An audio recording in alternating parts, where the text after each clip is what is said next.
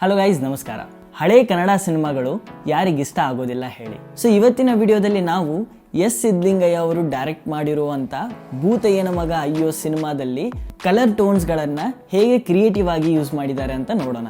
So Bhootayyana ಮಗ ಅಯ್ಯೋ ಅನ್ನೋ ಕ್ಯಾರೆಕ್ಟರ್ ಎಲ್ಲರಿಗೂ ಗೊತ್ತು. ಸೊ ಈ ಪರ್ಟಿಕ್ಯುಲರ್ ಸೀನ್ ನೀವು ನೋಡಿದಾಗ ಇಲ್ಲಿ 2 ಕಲರ್ ಟೋನ್ಸ್ಗಳನ್ನು ಯೂಸ್ ಮಾಡಿದ್ದಾರೆ. ಒನ್ ಇಸ್ ಬ್ಲೂ ಮತ್ತೆ ರೆಡ್.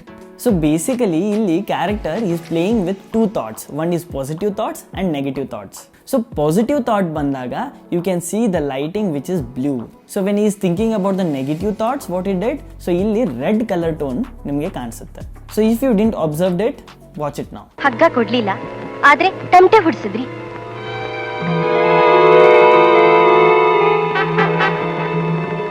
ಪಾಪ ಸ್ವಲ್ಪ ಕಣ್ಣೆ ತೋರಿಸಿದ್ರೆ ದೇವಯ್ಯ ಉಳ್ಕೋತಾ ಇದ್ದ.